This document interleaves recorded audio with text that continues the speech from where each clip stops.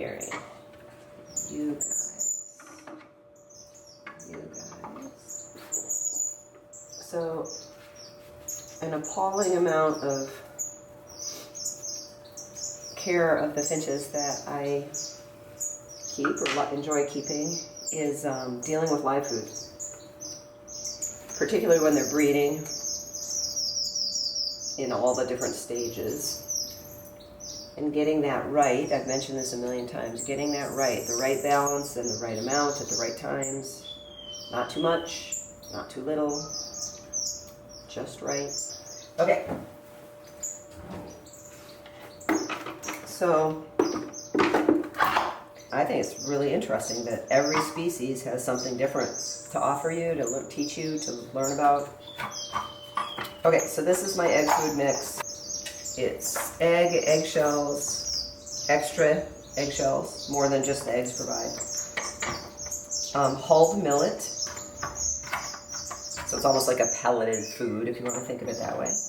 There's broccoli, there is a mineral supplement, there is a commercial egg food mixed in, and then there is a thing called Miracle Meal, which has some bread, some, what does it have?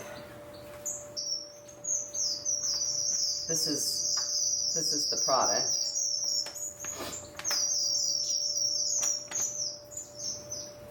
Yeah, now that I look at it, I don't really like it all that much. But basically it's breadcrumbs and a little bit of seed and some fortified. Mostly why I add it is because it's dry, and the texture of the egg food that the birds like is fairly granular, like that. If it's too mushy, I don't like it as much.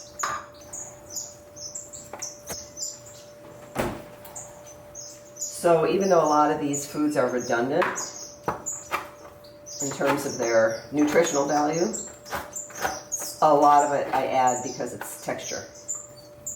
Broccoli, very dry, broccoli floret pieces. And I just mix it all up in a, I think, and I just mix it all up in a little food processor thing. Okay, so that's that. And the reason I have to concentrate is because they need different amounts. For example, any place where I have little black cheeked, it seems like they need egg food like every day, a little bit. And if they don't get it, they get peaked. They don't feel well, it seems like, to me. They get very lethargic, they get puffy, they kind of sit around, they conserve energy. And then if I give them a little bit, so they get a little bit. The breeding pairs that are feeding chicks get quite a bit more. The violet ears over here that are sitting on eggs get barely any. If I give them more than like that much, can you see that? That much, like no more than half a teaspoon, the female starts laying again, or the male gets aggressive or whatever, so they get the tiniest amount. If they don't get any, then it feels like the change between no animal protein and then when you add in animal protein, their systems go haywire. And I eventually do have to add the animal proteins in because that's what they're going to want to feed the chicks. Right? So it's this thing. Okay. I gotta think here. Okay. That's the aviary. That's the breeding guys. That can be for the window guys. This can be for you guys.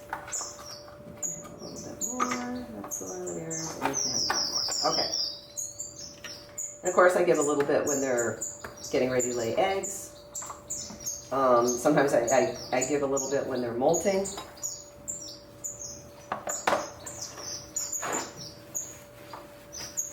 Try to keep moisture out of the egg food. Okay, so there's that. Sprouted seed next.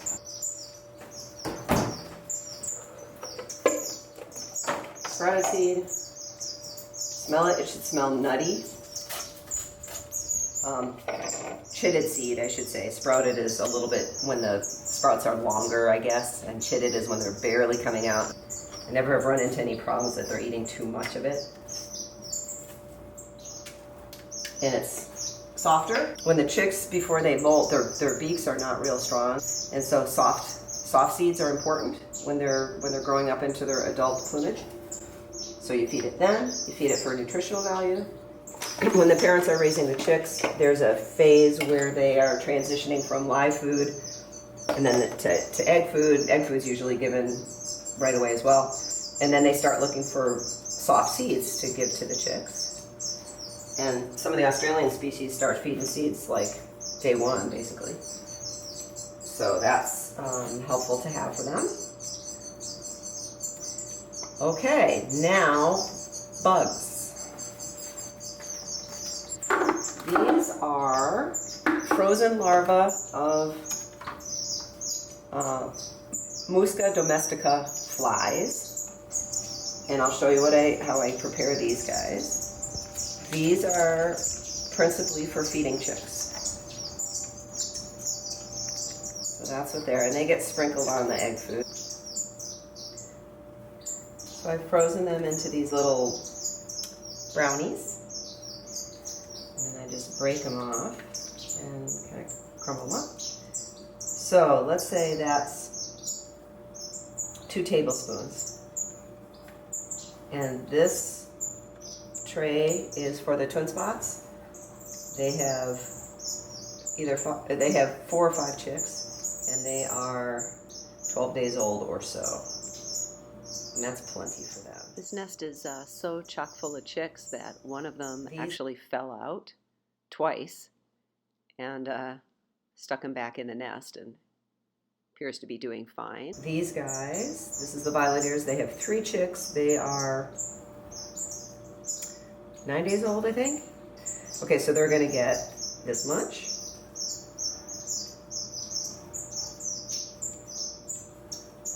And they're going to get this at least twice a day, that same amount, at least twice a day, maybe 3 times a day. Okay, so I'm going to go actually feed these parents real quick. No, I'm coming. I know.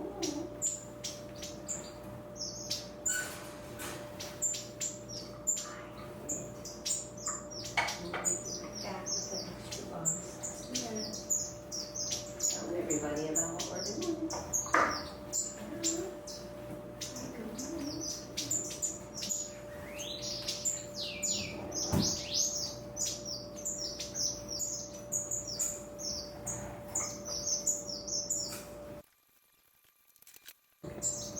I'm going to go over here.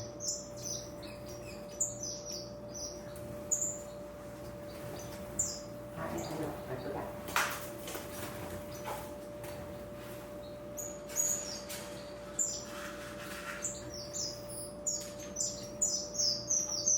These guys get like 4 or 5 waxworms, frozen waxworms.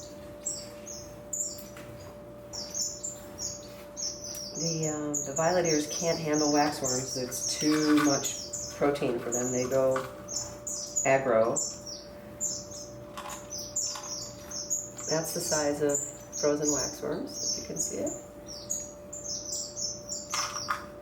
So the twin spots at this age, I don't start feeding these right away, maybe at 7 days or so, and they get 4 or 5 twice a day.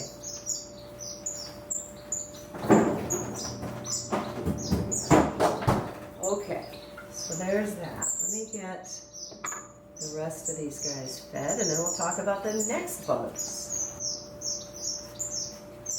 Okay.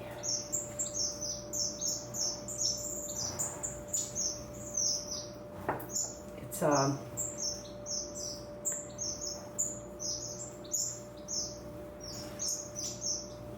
it's a little after 6 in the morning. You can see that the lights haven't even come on in the cages, but it's light outside, and the parents are down looking for food already, so. Okay, These are cultures, commercial cultures. You can buy these. Several different suppliers, but different styles, but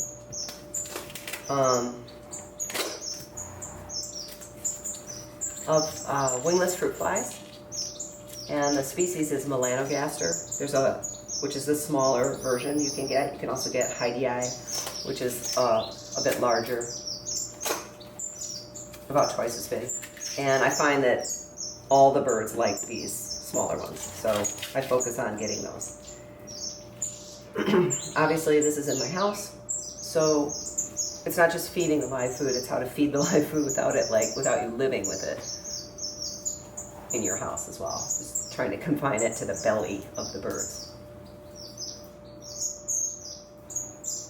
So these guys both need fruit flies. You've seen before I shake flies into a water dish or water tray and feed them live floating in the water. And for the most part, most of them get trapped in the water. They can't escape it, and the birds eat them out of the water. In addition to that, I also do this. I'll show you. This is a dish with water in the bottom, so it's basically a big ice cube in the bottom. Shake the flies down to the bottom. Put that on.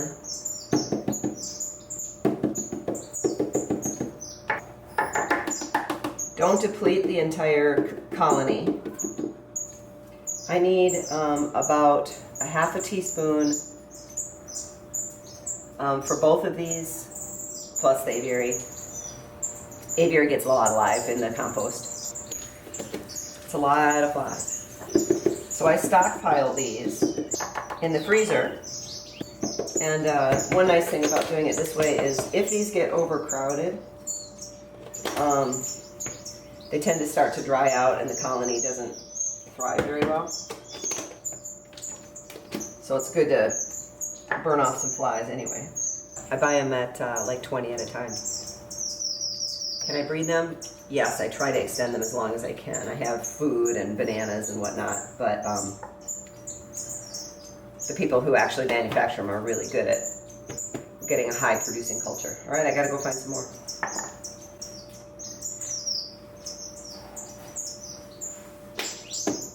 Okay, that's 5 canisters for 1 feeding for 1 clutch. Okay. There's the little flies that get away. So they're going to go in the freezer. They have to sit in the freezer. So right now they're just stunned. The flies are not dead. So if you want to feed them in, say, a water dish, you can shake them into the ice first, stun them, and then pour them in the water. It just helps you manage them a little bit better. But they come back to life. They need to be in the freezer for, I don't know, like 10 minutes or 15 minutes. They actually survive for longer than you would think they would. If you want them to be actually dead. Okay, but we're not done yet.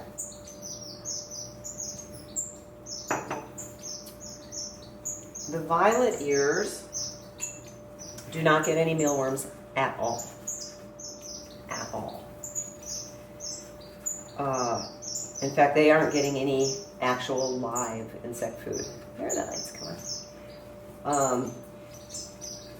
It just puts them over the top. They go right back into breeding condition, tossing the chicks. The male's going after the female's screaming, she's screaming at him, they're tackling each other. It's just extremely unpleasant. And they don't need it, it doesn't appear. So, but in contrast to that, the twin spots, who are about as mild-mannered as you get, they do get they don't take mealworms really at all for maybe the first 7-8 days. And as the chicks get older, they start eating the mealworm heads. And depending on the size of the mealworms, if the mealworms are tiny or mini mealworms, they'll eat the whole thing. These are sort of medium size. And they never get aggressive. These are principally for the aviary birds, and those, well, I have twin spot chicks in there that are 12 days old today. How old are they today? 13 days old today, and I have another pair that has a clutch that's about 4 days old. So that, you know, how many is that? It's like a big handful. That will be twice a day in the aviary. And again, they're not eating the whole mealworm. And occasionally some of the other birds will get mealies as a little treat. Not very often. So mealworms, I buy them in quantities of 5,000 to 10,000 at a time when the birds are breeding.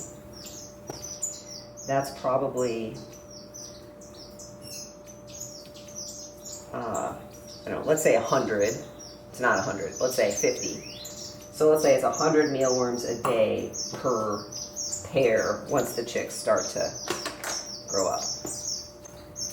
These guys get sprinkled with either probiotics or a vitamin, kind of alternating. And that's just because the birds get an incidental ingestion of it when they're fussing with the mealworms. It's not like gut loading the mealworms or anything. Okay, so those are the three main... Hi. Do you want some? You want some? So I feel bad because these birds all know what I'm up to. Sometimes I do guilt feed them. They, like these little black cheeks are right down there and they're like, could we have some? Okay, you can have a couple. The violet ears especially, they actually, they sort of demand bark, if you know what that is, if you have a dog. They come right to the edge and they're like, those are for us, right? And I'm like, you can't eat them, you go crazy. All right, you guys want some? You don't go crazy, you can have some. Not too many. There you go. I had a friend ask me yesterday, you know, do you train the birds? I was like, do I train the birds? No, but they train me. Okay. All right, I got to feed the aviary birds. You want to come along? You want to come and see? There's not much to it. You happy? Can you hear them? That's the black-cheeked waxbills.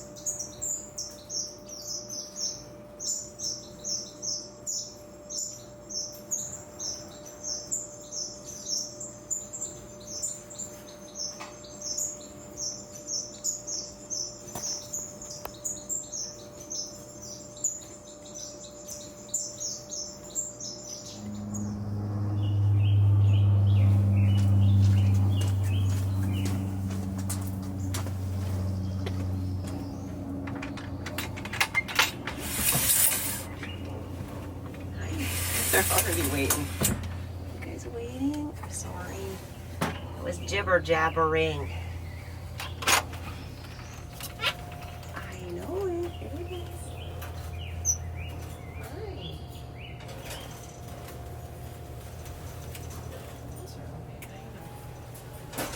I know. You're fine. Relax. It's cold this morning again. Okay. This stuff later. Oops, I forgot your water. Sorry.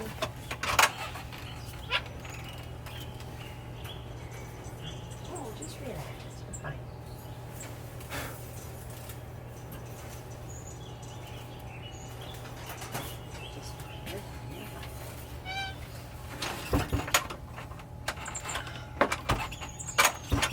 So that's the warming area. Part of the reason that I feed in here is it does train the birds to go in into the warming area, so that's where I catch them when I need to get a hold of them. So they go in and out of that space a lot during the day because that's where one of the feeding station is. But if I only put food there, sometimes you get birds that will kind of defend that space just a little bit, and then it keeps other birds from eating. So I also have a feeding station in the aviary.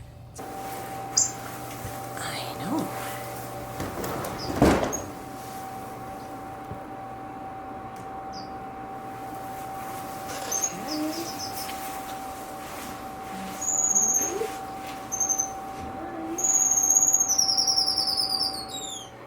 The 13-day-old twin spots are right up here in this nest. I don't know, black-cheeked waxbills may or may not have hatched chicks up there. One of the black cheeks, I'm gonna guess the male.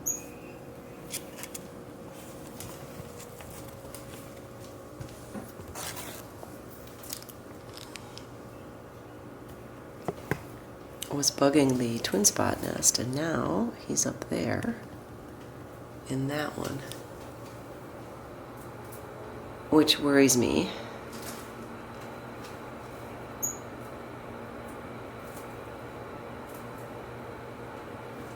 Either the eggs are infertile or they didn't feed them, I bet. And now he's starting to look for a new nest site. That's unusual behavior for them.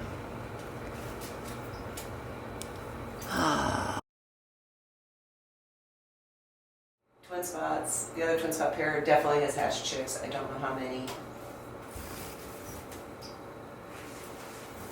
Let's listen and see if we see any.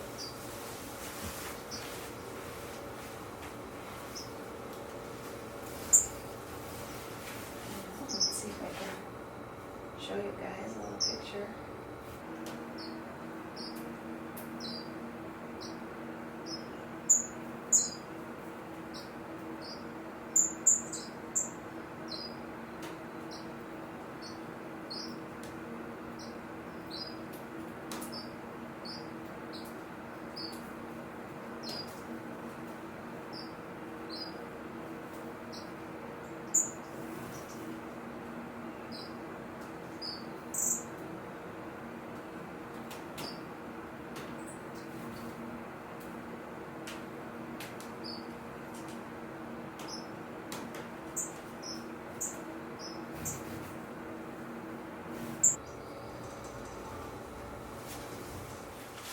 Well, they're getting very, very close, but they're not quite ready to leave the nest yet, at least on purpose.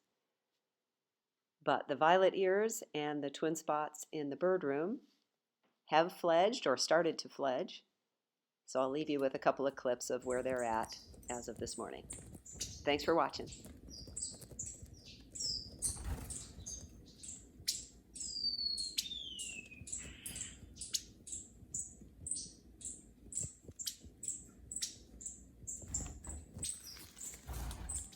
Hi, okay.